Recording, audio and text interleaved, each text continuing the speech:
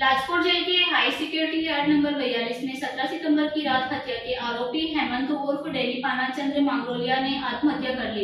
Jail कर्मचारियों ने उसे बेहोशी की हालत में पाया और चिकित्सक ने मृत घोषित कर दिया। हेमंत मांगरोलिया पर 2017 में कतारगाम पुलिस स्टेशन में हत्या का केस दर्ज था। पुलिस ने उन्हें गिरफ्तार कर कानूनी कार्रवाई के बाद लाजपुर जेल में बंद किया था। आरोपी 10 अप्रैल 2017 से जेल में बंद था और हाल ही में हाई सिक्योरिटी यार्ड नंबर 42 में रखा गया था।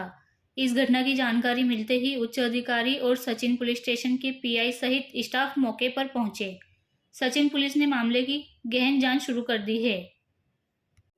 મારું નામ અમિત પાનાચંદ માંગરોલિયા છે। અમિતભાઈ, શું ઘટના બની છે? કેવી રીતે તમને જાણ થઈ? ઘટના તો મને પોલીસે જાણ કરી। કતારગામ પોલીસે પીસીઆર લઈને આવ્યા હતા ઘરે 10:30 વાગે રાત્રે અને મને કીધું કે ભાઈને તમારા આ રીતનું થયું છે એમ કે એને જાતે સુસાઇડ કરી લીધું છે એટલે તમે આવો એમ। એટલે મેં ત્યારે જ એમને પોલીસવાળા લોકોને કીધું કે મારો ભાઈ સુસાઇડ કર્યો તો એમ છે જ નથી, કેમ કે જે 8.5 વર્ષથી જેલ કાપી રહ્યો હોય એ માણસ 10 દિવસ કે 20 દિવસ માટે શું કામ સુસાઇડ કરે? એ 20 દિવસની અંદર છૂટવાનો હતો, અમારો ઓર્ડર હતો, અમે 20 દિવસમાં એ છૂટવાનો હતો અને એની પર કોઈ ગુનો જ નહીં હતો, કોઈ ગુનો કબૂલ થયો તો હતો જ નહીં કે ભાઈ આ ગુનામાં હતો, કાચા કામનો હતો, એટલે પાકા કામનો તો હતો જ નહીં। અને મારે એને હાઈ સિક્યુરિટીમાં કેમ રાખવામાં આવ્યો એનું શું કારણ?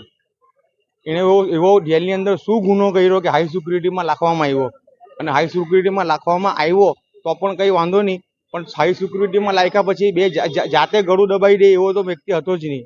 એટલી તો એનામાં હતી અંદર કે ભાઈ મારે 20 દિવસની અંદર તો છૂટવાનું છે, તો હું શાના માટે સુસાઇડ કરું એમ।